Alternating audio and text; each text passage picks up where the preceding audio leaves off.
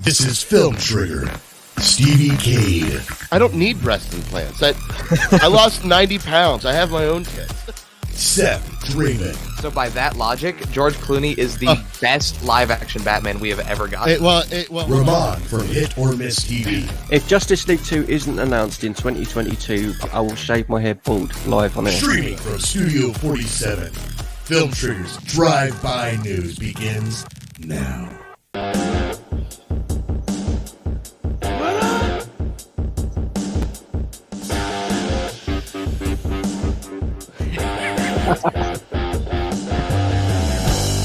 Hello, everybody.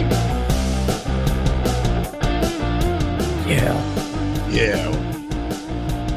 What's going on, my dudes? What up? What up?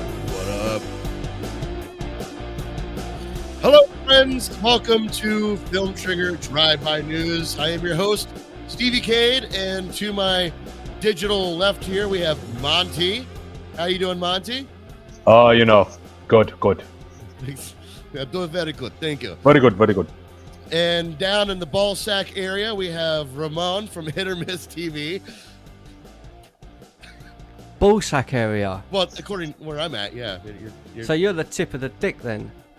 You're damn right. And I am the lovely and often forgotten Gooch. All right. Well, we're off to an awkward start. Monty's with us. Ramon is with us. And you are with us as well.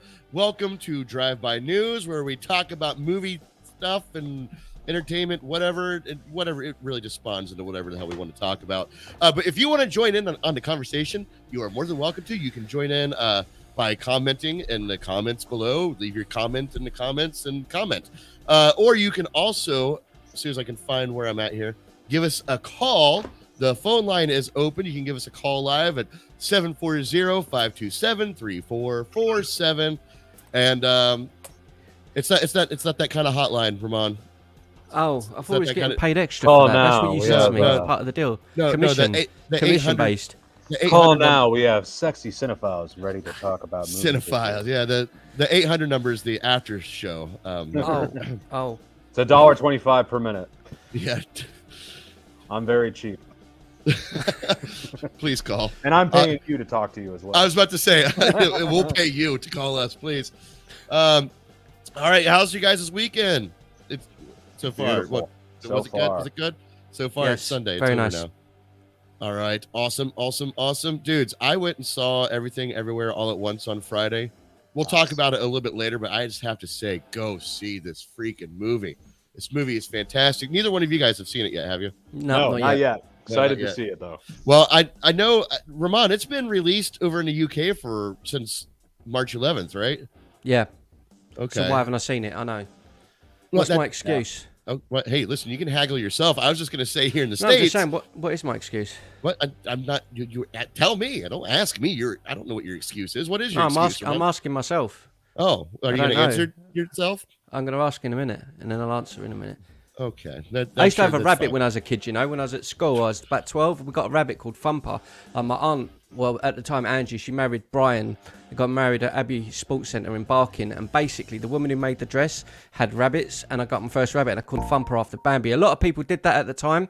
But I just remember as a kid, I had a French dwarf lot called Thumper. Yeah, Thumper. So, yeah, he was amazing, mate. Really, really good. That's awesome, man. He was my best man. And that's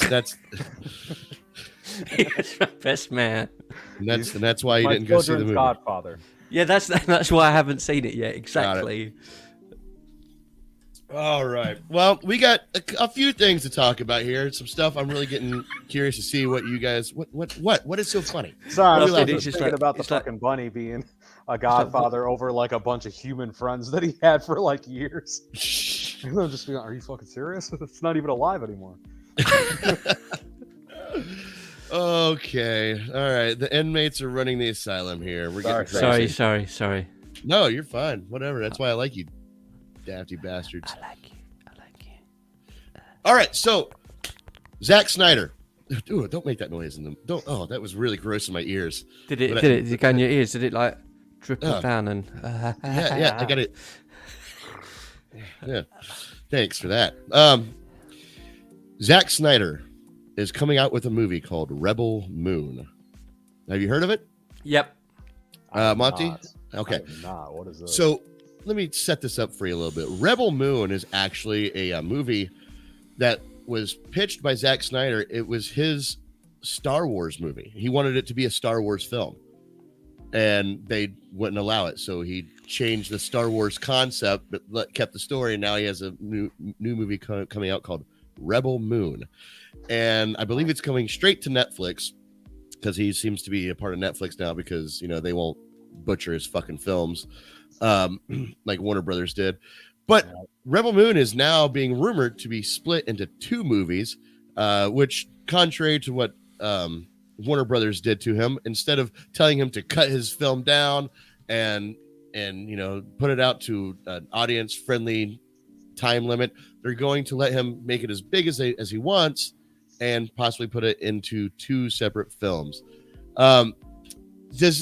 Is a Zack Snyder Star Wars movie something that you guys would be interested in by chance? Yeah, I mean, why not? Yep. Hell yeah. After the actual load of, I don't know, hairy bumholes that Rian Johnson did with The Last Jedi, I think, to be honest with you, you could have a blind kid in a wheelchair make something better if you threw him off a cliff.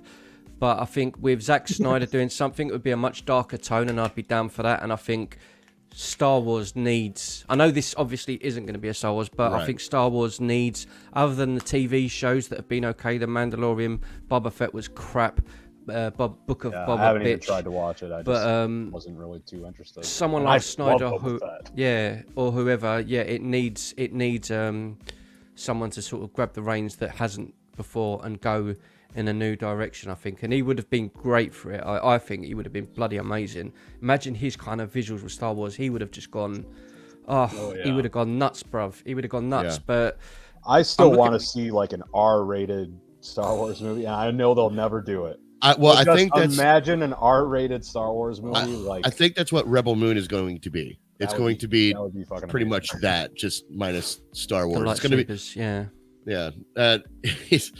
he should they should call it like Spaceballs 2. Spaceballs 2. When is it actually due out? Here, let me see here. It says here, I mean, it's still, he's still working on it, it looks like. Okay. Like he's still filming it. I don't see. No, because I wasn't sure if it was actually originally due this year, but I don't know if it's obviously not ready. It might be a 2023. It doesn't say here exactly. I'm sure if we a little bit of research on the interwebs would probably tell us 2024. That. Interwebs. Oh yeah, is it 2024? Oh, but it says this ambitious Star Wars inspired epic should land on the Netflix streaming platform by 2024. Oh wow, Jesus, that's a long ways away. However, I'm guessing since that was written, that was written on February the 20th this year. So I'm guessing that was before this whole thing with it being split. So it might have one part next year and then the second one, like you're saying. That would make sense. Maybe that's why they are doing it, so they can actually get it out a little earlier, and then, you know, that would be worth it. I mean, hell, if the first part's good, the second part will have people anxiously waiting to see it. So, well, I'm just excited because, listen, we all know that I love Batman v Superman, Zack Snyder's Justice League, but all in all, I'm not the biggest Zack Snyder fan. You know, like I'm not a big fan of 300. You know, there's a couple other movies in there that I can't think of right now, but I'm just not a huge fan of it. But like his stylistic way of directing has me excited for this. Like I would love to see a space epic movie with Zack Snyder behind the helm of it. So I'm really excited for it, and I'm glad to see that he's finally getting what he deserves and getting the love and the treatment that all the shit that he went through. He should never have to go through that shit again. Yeah. So good for him, man. I'm glad Netflix is doing it for him. Do a quick thing, because I know we speak about, you know, the DC stuff and all that, but you're saying about with Snyder. So I'll just be rapid, right? I'll be rapid. Looking at his stuff, Dawn of the Dead was his first one that he put out. I weren't too keen on it being originally released because I love the original, but I think the remake was, again, I'm not into remakes, but I thought that was bloody awesome. 300, I love and I hate. I think it looks, still now, is one of the best looking films I've ever, like visually, it's just ridiculous. It's so perfect. Watchmen is up there too. Watchmen. That opening scene in absolutely- Watchmen, the way he took it like directly from the comic, is beautiful. It's hard to imagine it. But Zack Snyder doesn't know anything about comics. Yeah. And again, I've seen the Watchmen so many times. I think the Dr. Manhattan, amazing. Oh yeah, that whole his introduction, the transformation is ridiculous, mate. It's beautiful. It's one of my favorite done scenes by him. Yeah, it's so great. I don't laugh. I loved Legend of the Guardians, which was about the owls. I didn't even know it was him when I watched it. I forgot he it's did like that. Kids movies, and I was like, I watched it, and I was like, oh, it was just on, and I just watched it. It's like, that's a good film. It's like Zack Snyder. I was like, what? What? Like what? Yeah. Sucker Punch. I love Sucker Punch, even though it doesn't really make sense. It's more for the visual side of things. But that's what I mean. His visual styling is just out of this world. Yeah, no pun intended. But yeah. Yeah, like the only things that I haven't enjoyed by him as much has been Army of the Dead, and Army of Thieves. I mean, Army of the Dead after the Snyder Justice League to me was such a I love zombie movies, but it was he such set an the bar anticlimax. so high with the Snyder cut, right? And then he watched a decent zombie movie, I guess. Okay, listen, guys. I'm going to defend Army of the Dead here for a moment because, and much like Batman v Superman, when it came out, and I looked at Seth, I said it's going to take 3 movies before people understand what happened in this movie. I feel the same about Army of the Dead. I feel like this is Zack Snyder's way of storytelling. He builds little nuances into his films, and it's something that pays off a few movies later. You're like, oh my gosh, that's what that was for. Like, I didn't even notice it. Seth had to tell me in Army of the Dead and that opening scene with the military, the 2 fucking UFOs that are in the fucking sky that just shoot. I didn't even know that. It was so subtle. It plays no part in the story, but it adds to a bigger story that he's wanting to tell with that. And some speculate that Rebel Moon is actually part of that series. I think it probably will be. That would be he's pretty doing cool. the whole lot on. Yeah, he's doing the whole lot on Netflix, so I can see that he would tie it all together somehow. I think the problems I had with Army of the Dead were just, I've said it on here a million times, like there's just parts in it where I'm just like, right, there's parts that just don't quite make sense. I know what you mean. Like, just why the lady's head? Like, why didn't he just take the lady's head and run? Just go that's the all door. There's just certain bits in it where I'm just like, dude, come on, like, you know better than this. Like, but again, in general, it's. I think the worst part in there, and the only part that really upset me, is like the nuke is about to fall. Right, it's very close to the ending. They get up to the rooftop, and then they see the helicopter, and it's like whirling. It's ready to go. And then Batista just decides, like, all right, I'm going to take a breath for a second. And then he's just like, hon, I love you very much, and I hope nothing bad happens from this point forward. It's just a couple things. I would just go, cut that bit out and that bit out. Cut like 2 or 3 things you cut out. I think it's a bloody good movie. Other than them things, it's a good movie. I've watched it again this week actually because I really didn't like it when it came out. Really? And I really hated it, man. And still do. No, I don't dislike it as much, but there's just those little things where I'm like. But in general, do love that he had Richard Cheese come back. Yes, Richard Cheese. Yep, was amazing. I really liked that. I thoroughly enjoyed it. I watched Army of the Dead 3 times the week that it came out. Like, I really enjoyed the movie. But at the same time, like, I was more invested into what was coming in the future for the franchise because I saw the nuances, and when I watched it over and over again, I caught more things like the zombies' eyes are glowing. Okay, maybe they are aliens or something, and so I got really excited about what's to come. Where I kind of jumped ship was with Army of Thieves. That's got some dumb parts as well. Well, man. when that came out, I'm like, wait, out of everything in this movie, this was the last thing I wanted to see next. Like, this is not this is not the ship I was on. Like, this is your solo Star Wars story. Like the guy who's in that, I absolutely love. Like I said to you, man, when I first watched Army of Thieves, I only watched it because the guy who's in Army of the Dead, and the actor's name's Matthias Schweighöfer, German fella, and he's amazing in it. Like the first half an hour of Army of Thieves is outstanding because it's just him. And I was like, this dude's really, really cool. Like Zack Snyder's got a good in here. He's got a good dude. And I think that's probably one of the reasons he might have pushed more towards using him a bit more, because he's really good in it. Everyone else turns up in Army of Thieves and it just goes to crap. It really just goes to crap. And I think I the rest haven't seen Army of Thieves. I have no interest in I it gotta at all. see it too. But I was kind of the same as Stevie. I'll just throw one thing in there, and it's a spoiler, but not really, because I know it's been out a long time. But as I say, there's a part where basically he's trying to get all of these big giant safes and get the money, and you go, cool, right. They're trying to convince a bank to move this vault. So they're all in a van, and this girl, just some random girl who's driving, just goes, I'll tell you what, I'll ring them. She rings up the bank, and she speaks to a secretary. She goes, someone's going to break in and steal your vault. And they don't ask who she is, what information she's got, and then she just hangs up the phone. She goes, we need to move that big vault that's got billions of dollars in it. And the other guy's like, yeah, okay, cool. And they just start moving it. And I'm like, you don't even know who that was on the phone. Just someone just rang you. It's not very subtle plot conveniences. We must overreact immediately.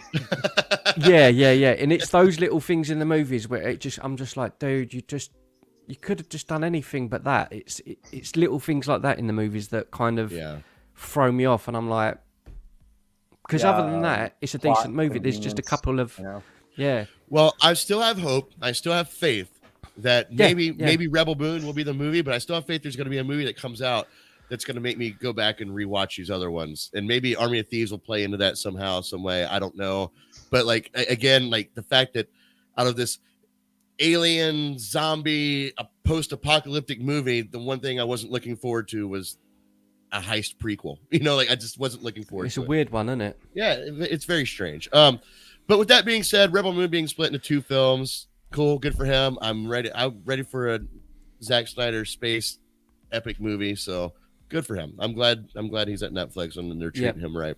All right. Next on the topic of stuff that we're talking about. So there's news that came out. Jim Carrey said he's retiring, most likely retiring. It says unless there's a script written by the gods in gold writing or whatever the fuck he said. Well, it seems like the person who could be wielding the golden pen is Christopher Nolan. Remember that. Remember I said to you last week about the stupid prizes? Remember the golden pen? That's another one of yours. Use that. That's another good one, man. All right, I'm good for golden pens and stupid prizes. Okay. Yeah. Well, the guy who could be wielding the golden pen could be Christopher Nolan. Probably not. Jim Carrey is trolling us here. That's what I think. I love it though. I love his reaction to it. Just imagine though if Christopher Nolan's like, absolutely, and he just decides to do it, but with a Dunkirk kind of. Ramon, do you know what we're talking? Dunkirk with Ace Ventura in the back. Ramon, do you know what we're talking about here? What do you mean? Okay, what we're talking about is Jim Carrey was asked about Ace Ventura 3. Now, again, he said he was going to retire. But he was asked, would he shoot down the idea of, doing an Ace Ventura 3? And he says, I think after the fact, when there's been a lot of years, unless some genius person, director, auteur comes to you with a completely new take on what's going on, whatever that means. He continues, if Chris Nolan came to me and said, I want to make Ace Ventura real and I want to do something, like something more interesting, then Ventura I might listen. Begins. Yeah, Ace Ventura begins. And people are putting out, Jim Carrey's he could possibly do Ace Ventura if Chris Nolan joins, and dude, he's totally trolling everybody. But that does leave at the same time that would be great. Right, I know. The more I think about it, the more I want this. Just think of like a weird kind of neo-noir movie directed by Christopher Nolan about Ace Ventura. Alrighty then. It's just gonna get like. Could you imagine a serious scene where he's literally talking out of his ass? But it's like dead serious. It's in black and white. Yeah, it's in black and white. He spreads his butt cheeks and he's screaming no because somebody on animals dying. Jesus. Do you know what? I would love him to do Christopher Nolan to do a movie, but flip the script and it not even to go down the route of comedy and just be a completely serious sci-fi type movie with animals and all that, and just be like, what? Because Nolan's I think again, Nolan's so bloody awesome, And again, Carrey hasn't given us enough, I think, of his drama side, because when he does, like we said the other day, he can drop some really great stuff when he gets that opportunity. And I would I would love him to just that. It's never going to happen, but that would be in. That would I would watch that. Years of interest. They should make like a beautiful little 15-minute short film where it's that exactly, just like See, all this time we've been saying, Jim Carrey, are you doing comedy or are you going to do drama? Comedy or drama? We never once to stop and think, put them together. Ace Ventura, rated R by Chris Nolan. Fuck yes, that would be great. Yeah. Composed by Hans Zimmer. Yeah. All righty then. All right, you mooks. All right. This is the movie we deserve. Yes, just not the one we need right now. All right, so with that down, we have where is it? There it is. Oh, I hate this photo that they use in this. I'm going to bring it up. Robert Englund has just wrapped filming on his Hollywood Dreams and Nightmares documentary. What a fucking terrible photo. That's kind of like, do you know what that is? That's like, it looks like he's the one that landed on the fucking butt plug. Yeah, what's happening? Right, we've got 15-minute break. 15-minute. Someone took a photo. It's literally that. It's like he has a coffee mug and he wasn't prepared for the photo. Yeah. Robert, can we get a picture? What? And then they just took it. So hang on, that picture's genuinely a new photo. No, it's from a TV series here in the States called The Goldbergs. He reprised his role as Freddy Krueger in one of their Halloween specials 2 years ago. Wow. And okay. that's what that's from. But anyway, he just wrapped filming on the documentary following horror icon Robert Englund. Hollywood Dreams and Nightmares, the Robert Englund story, covers the immense career of horror's favorite nightmare man and gives us a glimpse into his life beyond the genre. Which I was reading more about this. I didn't know that he was a stage actor, like Broadway and stuff like that, before he actually got into Nightmare on Elm Street. But this is right up my fucking alley. Like you guys know, I love Nightmare on Elm Street. It's a movie that has. My mom would find me when I was 3 years old watching Nightmare on Elm Street by myself in the middle of the night. The doctor says I'm better now, but I've always had this weird I don't know, almost I was so scared of it that I wanted to be friends with Freddy Krueger because I was so scared of him. Does that make sense? Yeah. No, okay, that makes sense. Cool. Because if you guys didn't agree to that, then that would have sounded really weird. That would have just destroyed my personality. Well, no. Our little secret. Well, my mom and dad had to take me, stop letting me watch Nightmare on Elm Street because we were riding in a car one day and they asked my brother what he wanted to be when he grew up, and he said, "Oh, I want to be a cop or a fireman." I said I want to be Freddy Krueger so I can grow up and kill all the girls. I wasn't allowed to watch Nightmare on Elm Street anymore. That makes sense. That was probably a good move by your parants. No, I think it's quite sweet though. Let's get a couple small animals to test out first. I don't torture animals. I don't like where this conversation's going. It's really painting me in a bad light here. Anyway, documentary, go watch it. Fuck. You're speaking about the stage actors and stuff like that, right? Yeah. I watched a thing yesterday with James Brolin, and he was saying about movies that he went for and movie roles that he didn't get. And you're talking about this whole stage actor thing. He went into, what do you call it, where you go to try and get the bloody movie? Audition for a film. And he's gone in there, gone full. He says, I've gone full sort of hardcore over the top for this movie. And at the end of it, they just looked me up and down and said, yeah, thanks. And he left. And he come out and he went for a part in The Fly that Jeff Goldblum got. Ooh. And I was like, oh my God, imagine if he got the part. Again, I think he's a good actor as well. Oh, yeah. But again, it was just crazy. Now we're talking about all of that sort of the 80s stuff and that, but I was like, wow. Well, it's crazy, isn't it? Yeah. It's always an interesting thing to think about when you consider another famous actor who almost got a role that, like you said, if somebody else got the role of Freddy Krueger, what would that look like? If that was Kevin Bacon, who got that in the early 80s. Do you know what though? I ain't gonna lie. I love Kevin Bacon. I think of course. Oh yeah, as a horror, as a bad guy, right? Yeah. What's that movie? Hollow Man, right? Hollow Man, Stir of Yeah. Echoes. Stir of Echoes is a Stir of really Echoes he's great, is man. too. well, actually, Kevin Bacon, that's probably why the name popped in my head, is actually Robert Englund's choice to play Freddy Krueger after him was Kevin Bacon. But like, I've always disagreed with that only because of one reason, because Robert Englund stepped out of the role because because of his age, but Kevin Bacon's only like 6 years younger than him. Yeah, so I'm like, okay, whatever, man. Like if Kevin Bacon played Freddy Krueger now, he'd be older than Robert Englund was when he retired from the role. So. I think there's only one person who can play it, and it's got to be Amy Schumer. Oh, yes. Amy Schumer. Save on makeup. She doesn't do anything. She just shows up and like says a couple jokes, and you kill yourself in the dream. That's the plot twist. Amy Schumer plays Freddy Krueger, and her jokes are so bad she makes you kill yourself. Wow. When you die in the dream, you die for reals. But on for reals, those, like you've said, I think always go back to them old slasher movies. I've seen the first Nightmare on Elm Street. I'd probably, like you, an absolute stupid amount. And it's one of those movies, again, like Aliens we were talking about before.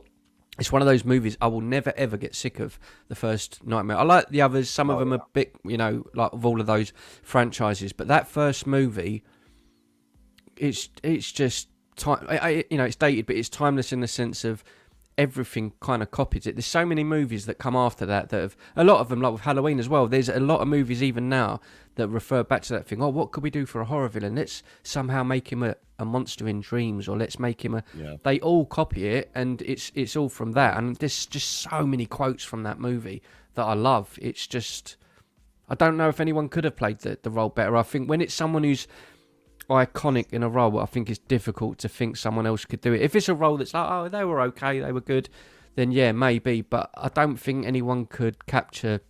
He is Freddy Krueger, isn't he? He's that guy. Well, absolutely, and of course not. But the thing I like to ponder is, like, if another actor took the role, like, we would probably like this character for a completely different reason, and be like, man, nobody else could play this role except for that one actor. That's not Robert Englund.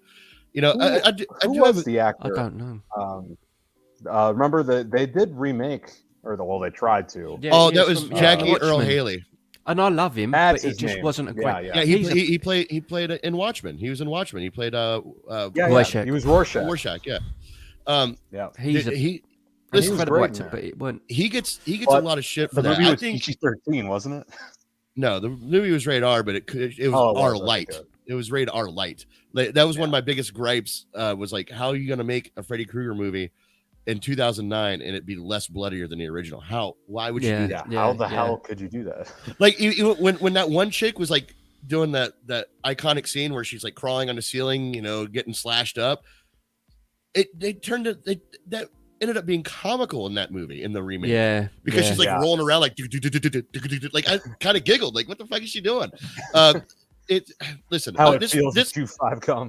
This proposes a question for you guys, but I'll let Ramon looks really excited to say something. Go ahead, Ramon. This is something else I want to say about modern cinema as well. It's something that I actually despise in modern cinema. Again, maybe it's my age. I hate the fact that every horror movie has to use CGI instead of using practical effects.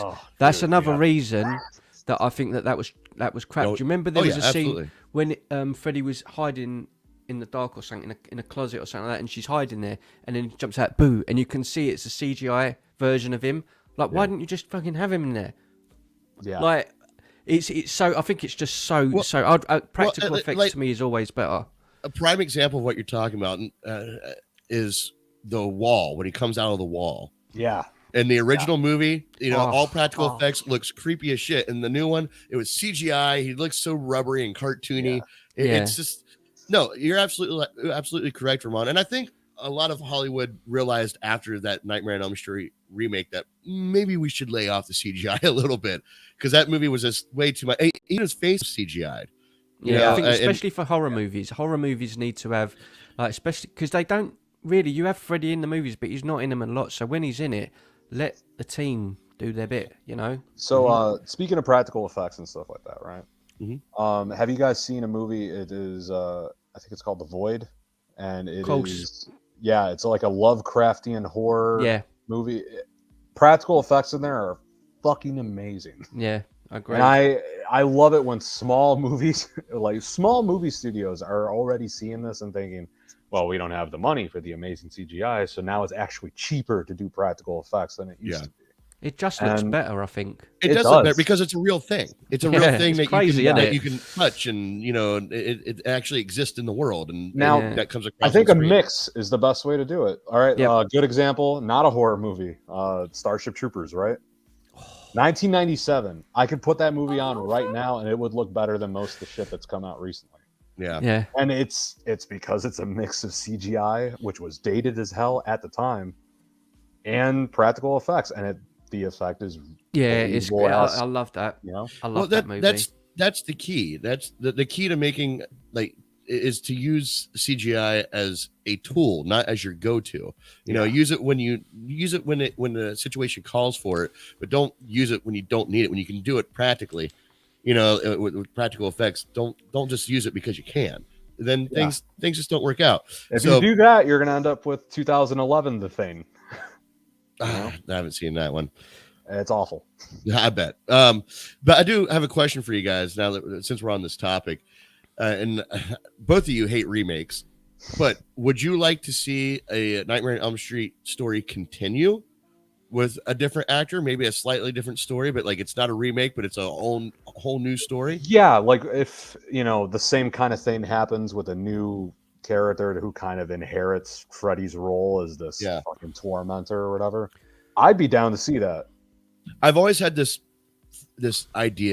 movie idea for a Nightmare on Elm Street sequel, where, like, you know how Freddy always kept the souls of his victims, that it's time for him to move on, so he actually chooses one of the souls from the people that he's killed in the previous movies, and that ends up who's taking the mantle. Cool. I always had it envisioned as the guy, as the boyfriend who got killed on the motorcycle. Oh yeah. Remember him? How creepy he looked. Like, I would love to see that be a horror character, and like not even really a sequel as much as a spin-off of Nightmare on Elm Street. Kind of does the same thing, but it's its own entity. So I would love it.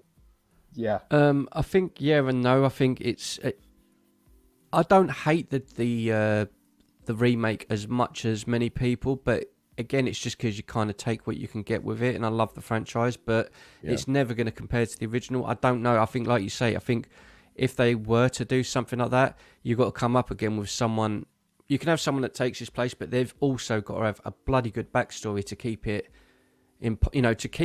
relevant, to keep the franchise going. Because if you just go, it's just a guy, well, what keeps that fear going? What keeps the thing? Did he molest kids? Did he kill kids? No, he kills kids, but why? Oh, Freddy chose him to. If it's that idea, what you're saying, but more to it, like, this kid underneath it all was really effed up and blah blah blah, then I think it needs to have a new direction. But I would, again, if they can get that initial thing right, the initial sort of backbone of the story right, I'd be up for definitely. But I'd rather a small studio get their hands on it rather than it be a big blockbuster CGI fest.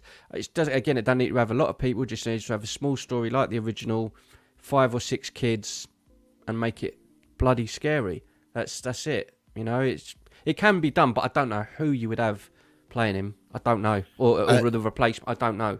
What about a remake? Listen, because there's still a rumor mill that Nightmare on Elm Street 3, Dream Warriors, is getting remade, and that Robert Englund is going to appear in it, but not as Freddy. Or multiverse. No, no, he wants to be the doctor. He wants to be the doctor the multiverse of Elm Street. Oh, that would be cool. He wants to be the doctor that doesn't believe the kids. That's the role he wants to do. Do you know what I'd want? Go ahead. I'm sorry. Do you know I'd want to come back?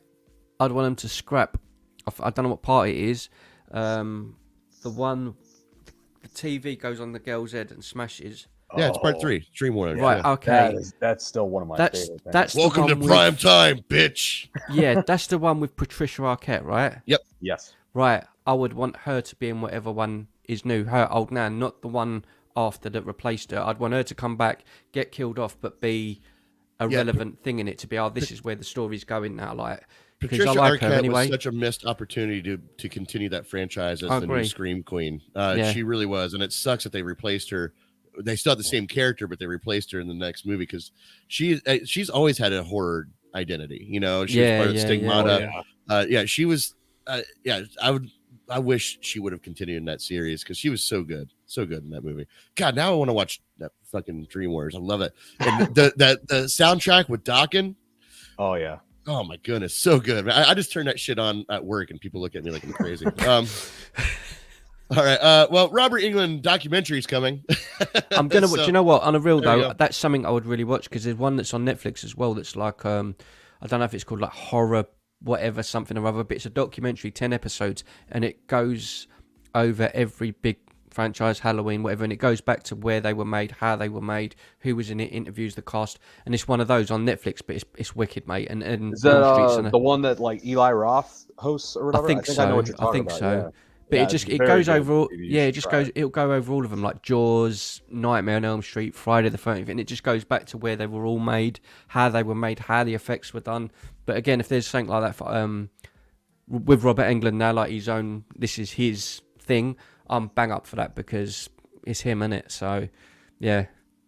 But I'm looking forward to this documentary. It's because I've always been a huge Freddy fan and a huge Robert Englund fan as well. Like I think one of the most magical moments of my adult life, you know, besides kid being born and all that stuff, is I actually via a friend who owns there it is, the movies that made us. Sorry, I didn't via a friend who owns a magazine in Columbus, or used to own a magazine in Columbus. He got me a press pass to a Comic-Con, and so I was right there, front row. Robert Englund comes out to talk about his new movie, and dude, I was like a kid, just like a fucking child, dude. I was like, it's weird, isn't it? Really? Yeah, it's Robert Englund, man. Fuck yeah. Let's see. Hold on, we got a comment here. It's weird though as well when you think about it, because like when you've got fanatics of horror movies, horror's kind of a specific audience. It's let's be honest, man. It's for fucking nerds. Like it's not for your traditional market. You know what I'm saying? Like horror fan, like you're really into Freddy Krueger. Yeah. It's not going to be your average Joe on the street that's like, oh my God, Robert Englund. Oh my God. They'll be like that for Brad Pitt, or they'll be like that for DiCaprio. I'm the same though. Mine would have been Sid Haig when he was in Devil's Rejects and as Captain Spaulding in House of a Thousand Corpses. Like it's guys like that. If I would have met Sid Haig, bro, I would have just been like, oh, I love you, bro. Like because he gave me a character that I genuinely like love, and I'd have been the same with Robert Englund. I mean, it's Freddy Krueger. You know what I mean? I have a friend who actually looks uncanny like Robert Englund. I was going to say Freddy Krueger. Well, no, but he went as Freddy Krueger for Halloween, and it just sold. And what sells it even more is his name is actually Freddy. Like that's his real name. Oh, it's a weird parallel. Right. Yeah, exactly. Inside job. All right, we got to move along here, guys. All right, so Robert Englund documentary coming out. I'm excited for it. I would like to hear more about his backstory and how he got into that role and all of his stage presence as well. Now, Francis Ford Coppola. Are you guys fans of his movies? Oh yeah. Godfather, Apocalypse Now, Bram Stoker's Dracula, which is minus Keanu Reeves, was a great movie. He's coming out with a new movie called Megalopolis, and he's bringing Christian Bale on.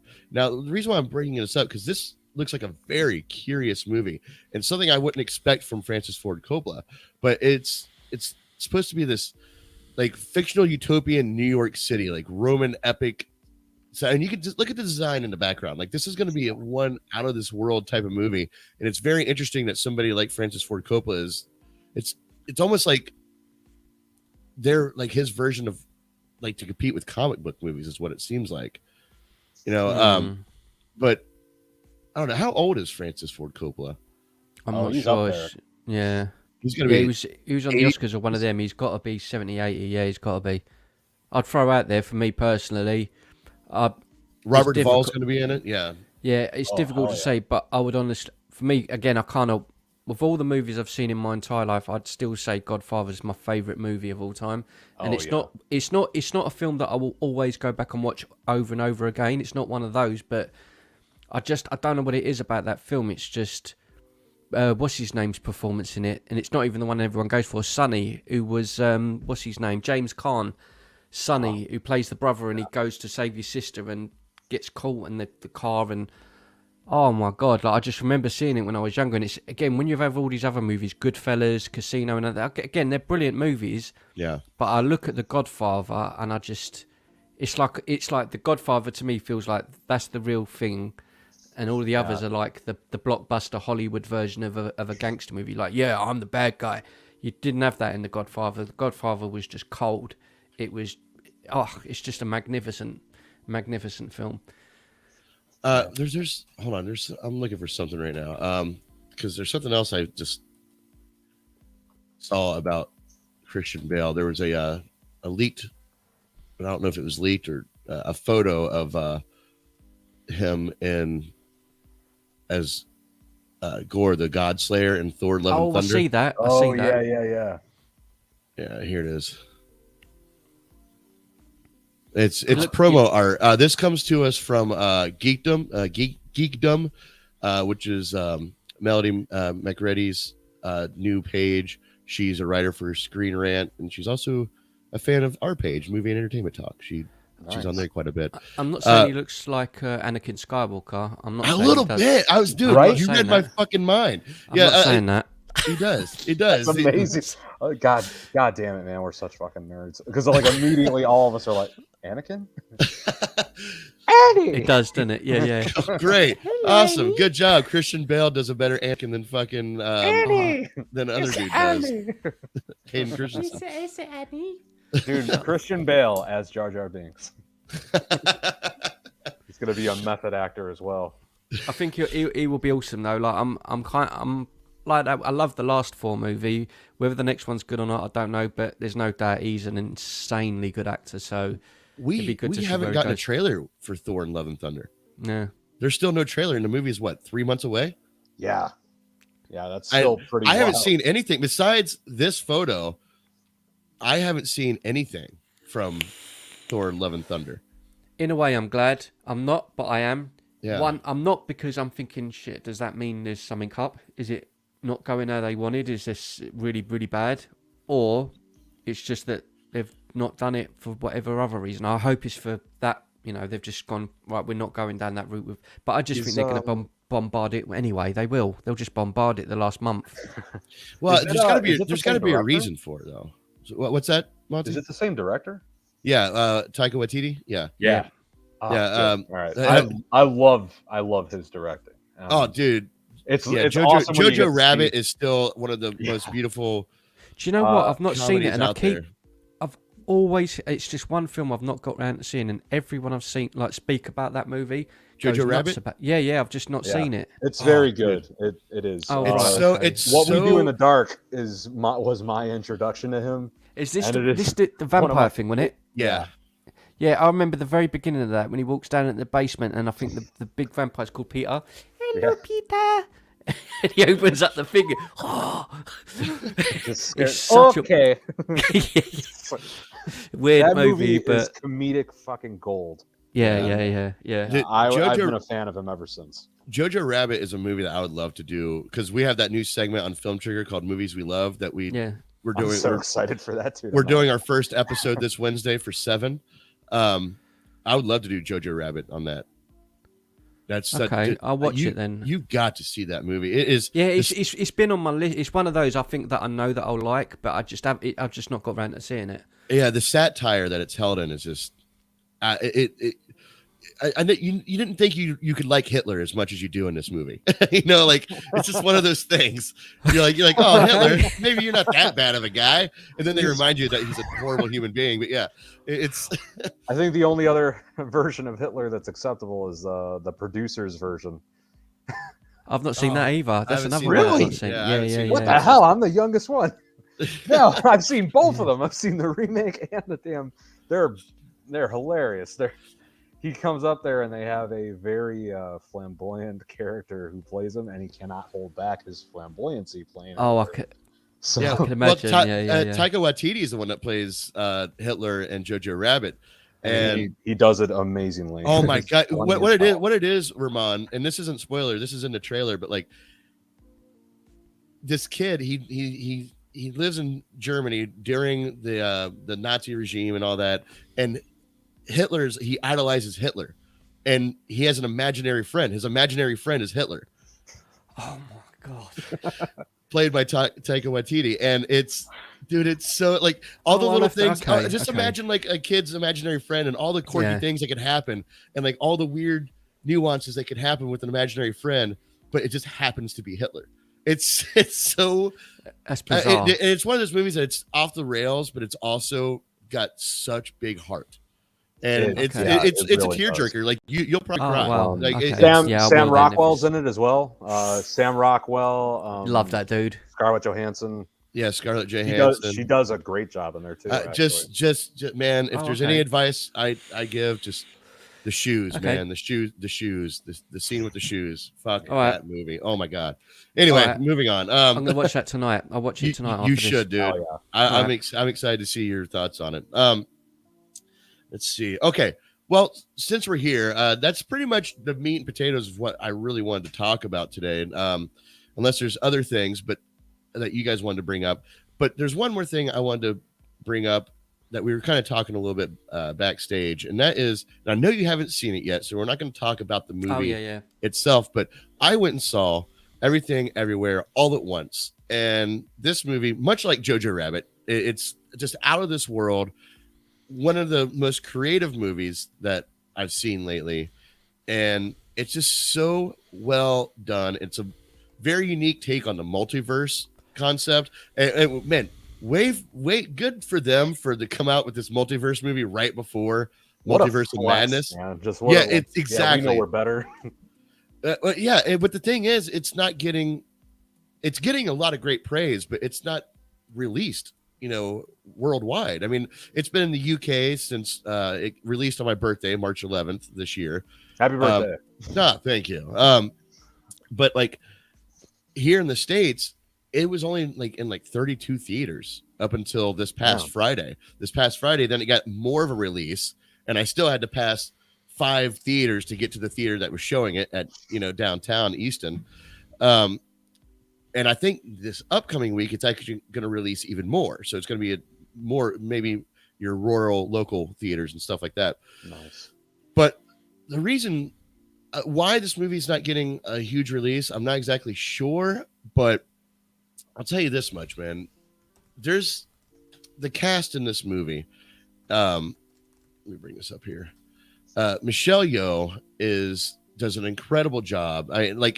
I don't know why she's not a household name for everybody. Like, I know she had some big hits in the early 2000s. She was kind of coming up, and then I just haven't heard from her in years. Same with Jonathan. How do you say his name? K Juan. I think that's how you say his name. He's the one that played Data in The Goonies and also Temple of Doom. He played Short Round, and he retired from acting 25, almost 30 years ago because he felt there was no market for Asian actors in Hollywood. And I'll tell you what, man, thank God he came back because he did such an incredible job in this film.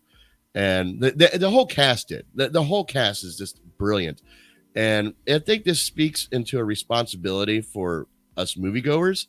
We need to go and support this movie. We really do. I highly suggest everyone do you need to see it in theaters? No, you don't need to see it in theaters. Should you? Absolutely.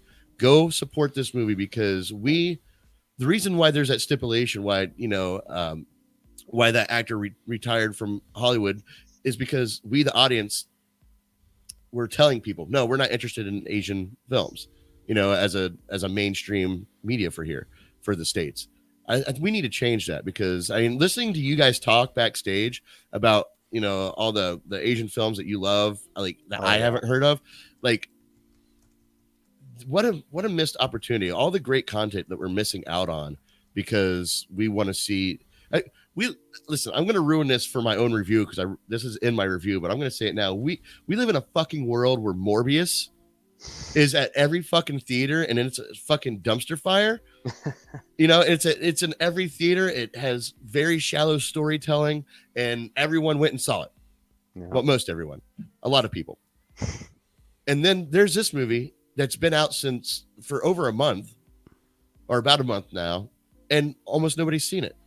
Yeah, it's crazy. It is. It's crazy. Absolutely insane. Just how incredible this movie is. It gives you all the emotions, all of them, all at once, as the title suggests. Yeah, but when you're saying about Asian movies as well, I'm just like looking now, like films I've got listed on the ones I've done on the channel and stuff like that. And again, over probably the last 20 years, his influence from my dad growing up, he just made me watch this sort of stuff, starting with movies like Seven Samurai, which is flipping ancient, but that's kind of that's what like become Magnificent Seven and all of that. Yeah. But then there's horror movies, and this isn't an insult or an attack on Hollywood, but I was fuming. When I was younger, I was fuming when the movie Ringu come out, which was The Ring, and then it was Ju-on, which is The Grudge, and I'm like, the original movie again, because I'm watching this as a flipping white English dude reading subtitles. I don't know any of the actors, and I'm watching this horror movie Ju-on. It scared the living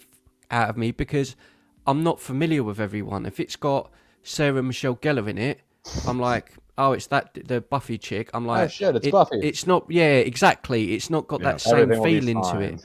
Yeah, everything will be fine. Yeah, and I watched the original.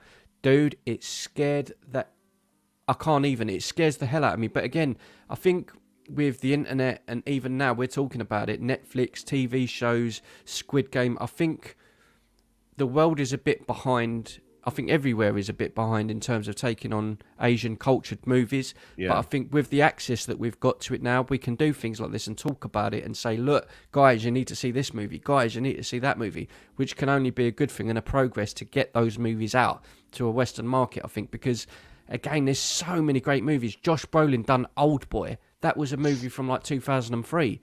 The original was incredible. Like, the original also has like some of the greatest action scenes that have ever been directed. Ridiculous. They're beautifully done.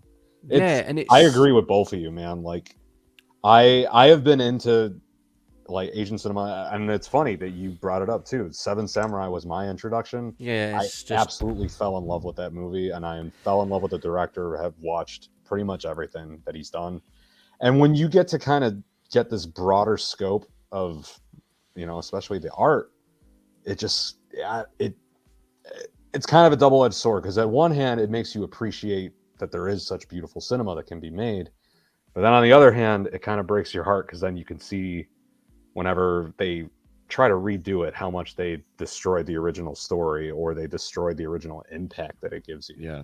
And Old Boy, you brought it up, that was one of them. That's just the whole thing is like culturally, right? Korean cinema is not afraid to break your heart at the end.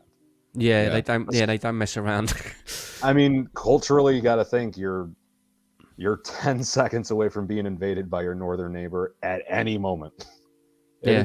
They just barely declared a ceasefire a couple of years ago. Like, it's been 50 years of war. Wow. And that whole mentality. You can read it in their art. It's there. They're not afraid to, give you that sense of existential dread, and it's so beautiful in their horror movies, especially. Yeah, that's. So why do you think America and as Ramon says, maybe a few other countries, why do you think they're having trouble adopting, an Asian filmography? It's almost like okay. Like a cover singer for a very popular song. The more popular the song is and the less feeling you put into it, you're going to be able to tell, right? The original guy who made, just again to go with that whole analogy, sorry, Leonard Cohen, right, made Hallelujah. Yeah. But every singer since then has tried to do Hallelujah a different way, and every one of them does it in their own beautiful way. And that's beautiful when it happens like that. But then when you get some drunk asshole at a karaoke who sings it and then it sucks, that's kind of what we end up seeing more often, unfortunately. You don't really get all those beautiful gems that can come through and can be done well. There's only so many times they can do that. But why aren't we adopting that I've got the answer for culture? Is it because of subtitles? Is it because reading is you hard? Just said it. You just said it, bro. Unfortunately. That's one of the main things why people don't watch it, because everyone I speak to about a movie, if you say Ringu, if you say to someone like you watch it, if I say Steve, watch Ju-on, you watch it, you come away and be like, dude, that was amazing. But then you go and tell someone else, I'd say probably 8 out of 10 people go subtitle. They just walk away straight away. They're not interested in reading for the whole movie. But imagine how hypocritical is that though? I mean, look at Passion of the Christ. How successful that movie was, and subtitles throughout the whole fucking thing. Everything everywhere all at once, subtitles through it's 50-50 because they speak Chinese, but they kind of mix it with English, and there's a lot of times it's in English and there's a lot of times it's in Chinese, but there are subtitles in the movie. But go ahead. I think it's the initial getting people's eyes on something. Squid Game will make a big difference to Western culture. I like Squid Game, but because we've seen so much like Korean movies and TV shows and stuff like that, I've seen millions of things like that. So to me, I was like, yeah, it was good, but I've seen better. But for the general public, but no, it's really good. You will really enjoy it. But because you've seen other stuff, you'll instantly, like how I've seen things, you'll be like, oh yeah, that's from Thingy. Oh yeah, that's from. You just will, because you've seen other stuff. But for everyone else that hasn't seen anything like that, they'll be like, this is amazing. I think the subtitles is the first thing people think of. All you need to do is get people to watch one great project like that, and it will change your mind. I think it just because it did with me. Like I watch one movie, and I'm like a horror movie, like you say, you watch a horror movie and come away terrified. And I think I don't get like that when I watch The Conjuring. I don't get like that when I watch. It's because their endings are cathartic. They're like, and even when they end badly, it's always like a very cheap jump scare. Yeah. In Asian cinema, they are not afraid to let it just worry you for the rest of your life. That's what they want. They want you to look in the dark corner. They want to mess you up. Because for them, this fear is in their lives every day. They'll be just fine at home, and then they'll look in the corner and they think they see a fucking eye. And then that's it. Now their whole night's ruined. And they want you to fucking feel that. And I think that is just beautiful. Like I tell you what, if the Koreans or whatever done Marvel movies, right, you would have had Iron Man 1. He would have been saved. He would have fallen in love with Pepper, Gwyneth Paltrow, and at the very, very end of it, he would have fought them back. That the dude from Tron, he would have had a fight with him. He would have fought Tron, and then he would have fought Tron, and you would have seen Pippa get her head chopped off, and you would have seen Tony Stark break down like the world. Like it would have hit you with a like, what the, and it would have just ended. That's what a Korean version would have done. It would have just left you with like a what? Just a heaviness. Well, it stays with Infinity you. War. Yeah, Infinity War. The end of Infinity War. It would have just gone. It would have got you all warm and wrapped you up. Oh, the characters I love and everyone's great. Look, Cap's here to save the day. And then all of a sudden it just comes with a sledgehammer straight over your head, and you're like, and then it goes, guys, we lost, and it will just end, and you're like, what? That's what made Infinity War so great, was that exactly ending. Exactly. And, that's what made that movie fantastic. I think I'm very hopeful that Asian cinema is going to begin breaking through as much as it has. I hope so. With things like Train to Busan, like we just told you about that backstage, and I hope that you'll love it, man. Try to see it. It is a very good, it's very well made movie. But then you have Parasite, which sweep the Oscars, fucked up all those other very cheap movies, and it's great. And I'm very excited for it. Well, the Crazy Rich Asians movie that we were talking about, that's the movie that got what is his name? How do you say his name? K-Wan. I think it's K-Wan. His name is Jonathan K-Wan. That's what got him out of retirement, because of how successful that movie was. He saw, maybe there is a chance that for Asians to have a spotlight in Hollywood, in American Hollywood. That seems to be the Achilles heel of their films, like of the Asian culture films, is that Hollywood just turns a blind eye to it. Yeah, and hopefully every time they fuck up, maybe every time they fuck up, they just kind of tell a person, hey, there's a better version of this that someone else made. You should try that one instead. Yeah. And, sorry, subtitles though. Yeah. No thanks. Yeah, learn to read. Sorry. Yeah.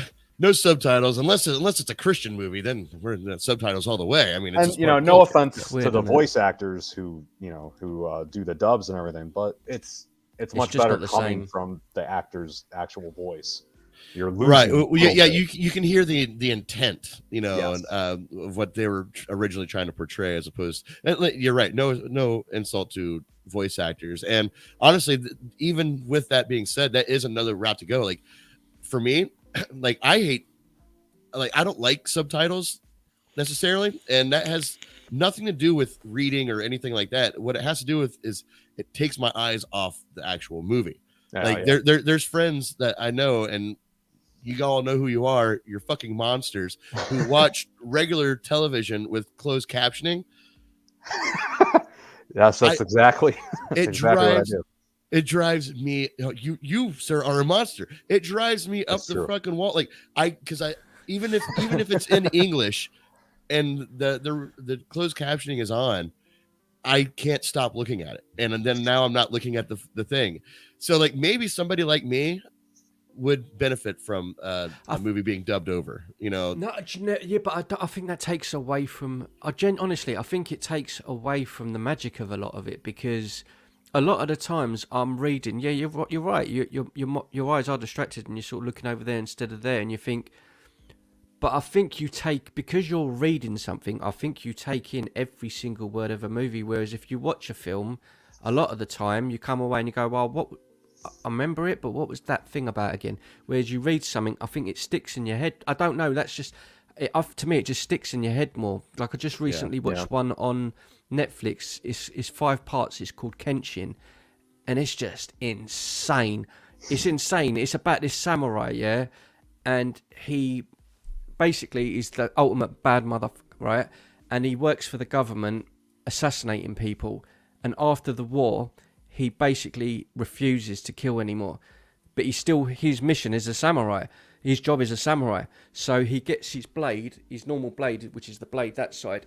He gets someone to make him a samurai sword where the blade is blunt and it's on the other side. So he hits with the sword backwards. So it's just basically like a stick. But he still fights like a samurai. It's insanely good. That's awesome. And I'm probably going to watch that immediately. Kenshin is 5 parts, and it's kind of every story is like an epic thing that all leads up to a thing in part 5. It's hardcore violent. It's just great. But again, I think if I would have watched it dubbed over with like an English voice or an American voice, I don't think I probably would have got into it as much, because my brain is consciously telling me these Asian actors are not Americans. So it can't. I'm the other way round. Like I'll watch something, like, and I see like people in like Japan or something. They're walking along and it's like, "Hey, dude, what's up, man?" I'm like, they didn't say that, man. There's no way he just said that. Or like Kung Pao, right? Kung Pao was a spoof movie, and it makes fun of the dub and how bad it used to be, because a lot of times they just change the script completely. Oh yeah, and that's weird, that's another concern. I don't know. It's another concern. And listen, I'm guilty as charged. Like when I watched this movie and I heard about Kwan story about him retiring because the Asian market just he didn't think it was worth it in Hollywood, I felt guilty. Like I'm part of the problem, and that's something that I had to look at myself with. Like I'm part of the issue. Like I don't like movies with subtitles. I'm not attracted to Asian cinema, and that's because I've fallen into the category of people who like, pulp culture movies, the big flashy, Marvel movies and stuff like that. And it's opened my eyes to like, maybe I'm missing out, and that's what I want to preach to other people. It's like, hey, listen, movies like this deserve a chance, and we need to pay it forward. We need to start supporting these films, and actually, because they're like you guys obviously love these types of movies, and you're just listening to you talk about them. I feel so out of the loop, and that's my thing. That's something that I want to rectify as I move forward as a movie supporter and watcher. And I tell you what, Everything Everywhere All at Once has opened my eyes to that area of opportunity that I have. That's beautiful, man. I love that for you, because I think I truly hope you get to see more. I think even with like the Asian movies as well, I'd say the action movies. I'm just trying to think of the name of this other movie that I watched, and I think it was called Rage from 2014. And again, that had, the one I mean, didn't you? And it's got that crazy dude in it. Basically, he's part of the mafia, but he's got a bit of a conscience, and he goes and does jobs, and you follow this guy around, and he gets himself in a lot of... It's just a gangster movie with triads and stuff like that. But because it's not traditional English, you don't have a clue what direction it's going to go. Whereas if you watch a traditional gangster movie, you're kind of like, right, good guy, bad guy.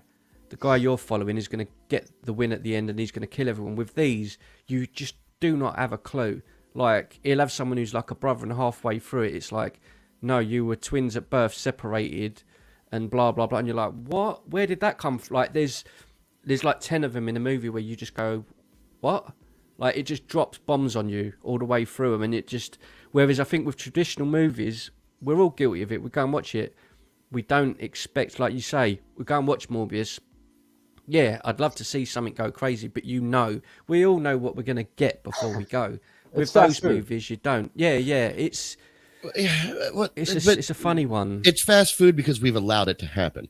And yes. I think this 1-2 punch with Morbius, and then what being the last movie I saw in theaters, and then going to see Everything Everywhere All at Once, it's just making me realize we've allowed this to happen. We set our bar too low. The fact that Morbius has came out and it had 2 years, it sat on a fucking shelf where they could have edited it in a way to make the storyline fluid, but they didn't. They just chopped it up with random scenes that are loosely tied together, no emotional payoffs, your time that you invested isn't paid off, and it's doing okay at the box office, and that's us telling Sony, hey, you can put out crap and we're still going to go watch it. Yeah. Show me harder, daddy, is what we're telling Sony, basically. Yeah, pretty much. Exactly. Yeah, we are the gimps. Absolutely. And I think this movie is just a phenom, and I think it's there's a responsibility we have as moviegoers to not only go see this movie, but encourage other people to take a chance. Go check out this movie that might be a little askew. Keep the family at home for this one. It's rated R for a reason, but and it's not going to be for everybody, but go give this movie a chance, because it's, again, just the storyline is so complex, but at no point in time was I confused or lost. And I should have been. We're literally talking millions of multiverse that they're dealing with, and she's zipping in and out of them all the time. I should be confused, but I'm not confused. And the only time that I was confused, it's because the storytellers wanted me to be. It's very just well done. They treated their audience as not ignorant. They treated their audience like we're intelligent, and it paid off. I'm so happy to hear you say that. That's one of my favorite qualities about a lot of these movies. My very favorite one, and the one that I truly recommend, it is a revenge movie. It's called I Saw the Devil. And do you know what, you fucker? Do you know what? That's on my thing for next. Yeah, no, that's on my thing for next month. And do you know what? No, it's on my thing for next month. I haven't. It's one of those I just haven't watched. Every time I look at top 10s, I will not spoil anything for you. Yeah, that's in there for people like you need to. And I just haven't seen it. It is. There is no American equivalent to what this movie is. I can't even. And what's the name of it again? I Saw the Devil. It is it's just think of it as a revenge / murder mystery. 2010. Yep. Yeah, I mean there is so many, and again, I don't think this just applies to like the Asian market. I think it could be any other languages. Again, I think it's the biggest issue is the subtitles problem, because I remember years back there was a film called, I'm sure, Troll Hunter. It was called Troll Hunter. Yeah. And I love that movie. It's Troll Hunter I love, and it's subtitles, but I think that's what puts people off of It's in Norwegian, yeah. Yeah, that's it, yeah. This isn't my language. It's a shame, isn't it? But that's how we are as a culture. It's that we're so like that. But and as I said, guilty as charged. But like I consider myself to be pretty self-aware, and if I see areas of opportunities, I'll change things about myself. And I feel like this is one of the things that I need to change. I need to kind of like tasting food, Yeah, exactly. Do you know what, Stevie? I've got to say this this is like genuinely, and this isn't even in a bad way or patronizing way, but this for real, like, bro, I'm envious in a way, because you're gonna get to watch, if you decide to watch, you will get to watch all of the movies that we've talked about for the first time. It's that same thing. And the other thing is, if you look like us, you love horror movies. Mm-hmm. When you watch one, bro, headphones on and shit, bro, it will scare the living fuck out of you compared to a lot of. It will scare the crap out of you. We need that because like horror movies here are just like fucking. They're not good anymore. You will shit yourself. You will because when I first watched Ringu, right.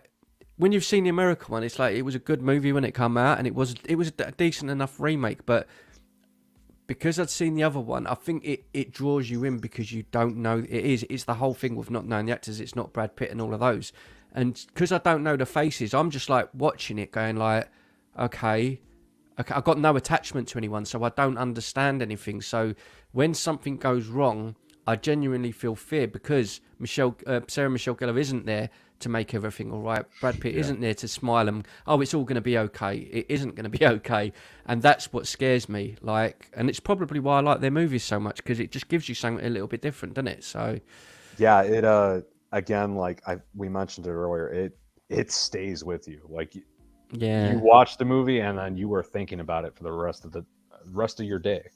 It's such a different impact.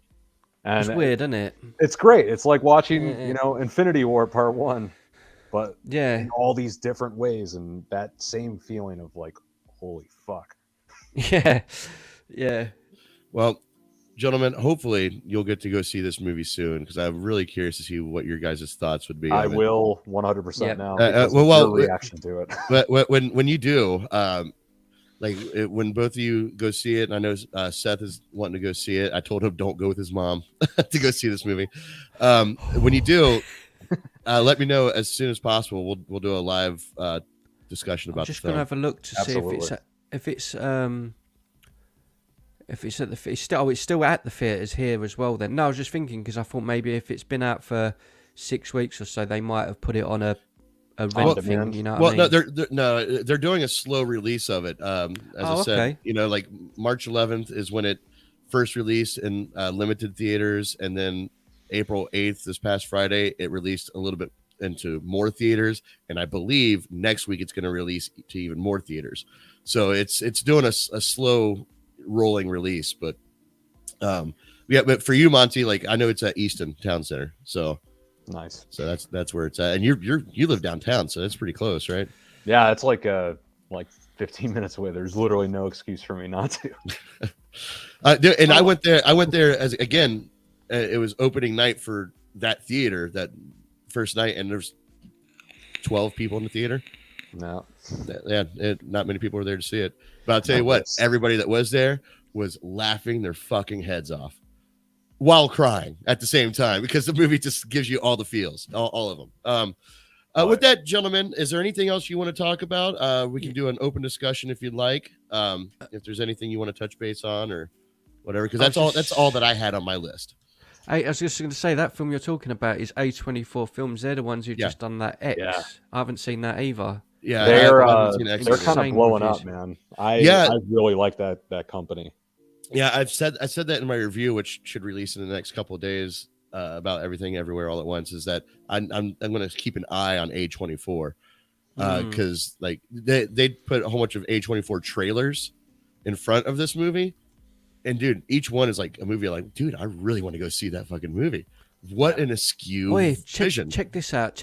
Yeah, so their stuff at the moment: Hereditary, Ex Machina, It Comes at Night, The Lighthouse, Midsummer. Yeah. So they're I mean, I can see what you're saying. It's the vibe that they're going for. I'm gonna have to do this. Yeah, keep an eye on them as well. Man, could you imagine? That sounds like Zack Snyder needs to head over to A24. Maybe man, could you imagine? They actually they're like, do whatever you want to.